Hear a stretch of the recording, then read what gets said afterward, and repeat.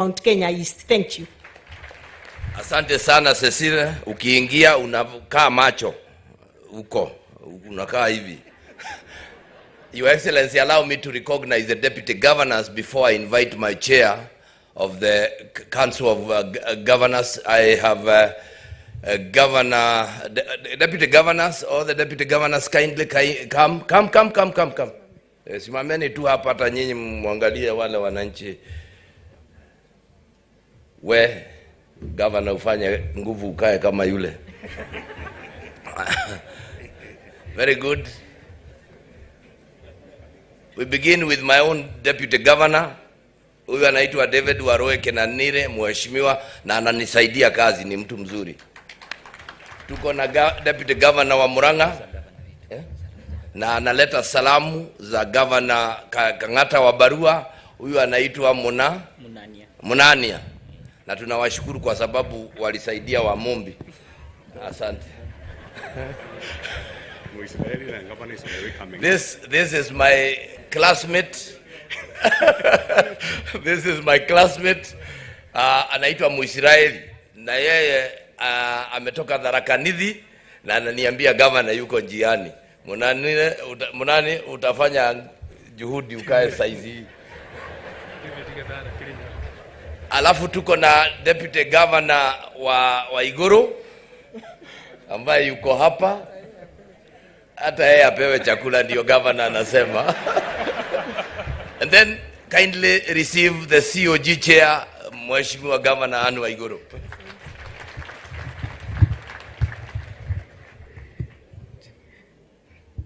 Your Excellency, the President of the Republic of Kenya, William Samoei Ruto, Your Excellency, the Deputy President, Rigathi Gachagua, Your Excellency, Mrs. Dorcas Gachagua, Prime Cabinet Secretary, the Speaker, my colleague governors, all members of Parliament, and all protocols observed, and the clergy as well.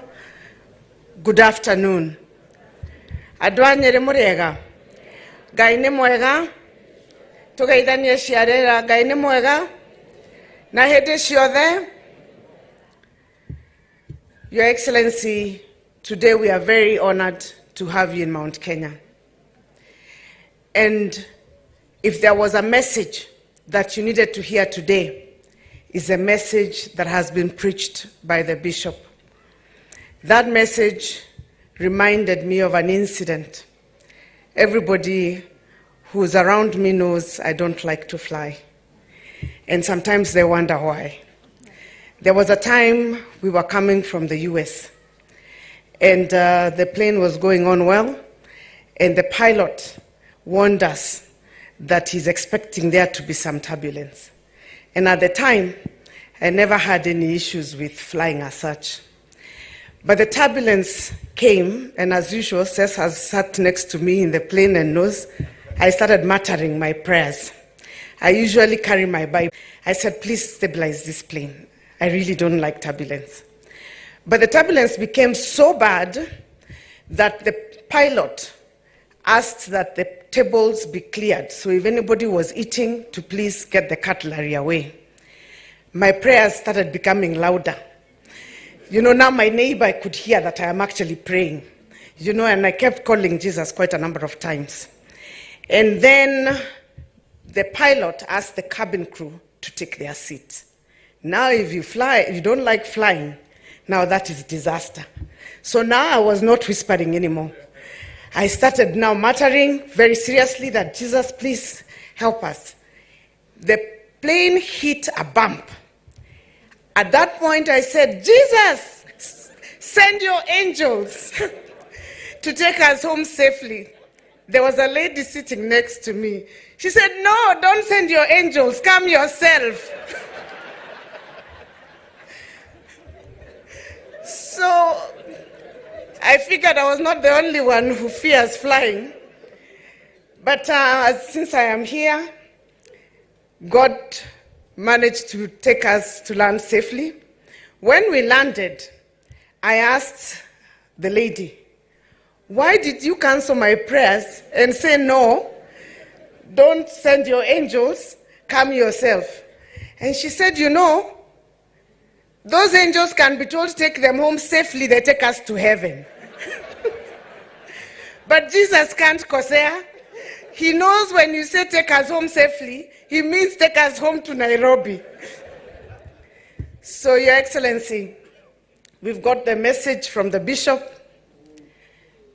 We have been told we will get to the other side. We have faith in God and we have faith in your leadership.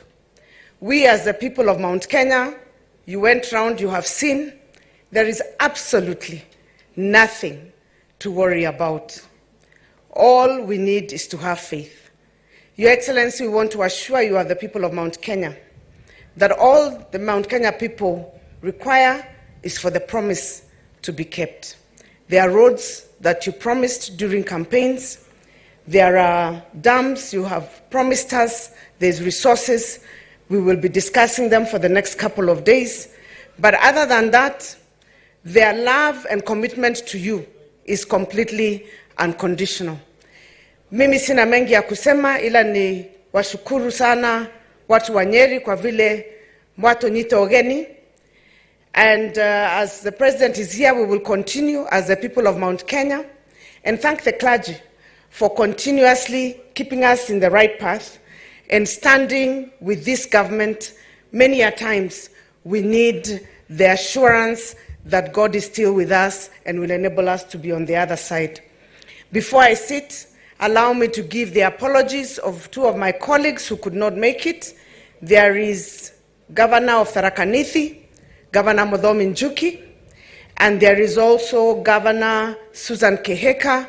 Also, they had urgent issues to deal with and therefore could not make it today, but they will be joining us as we move on for the leadership meetings. Ni hayo tu, watu wa Nyeri, na muendelee kutushikilia.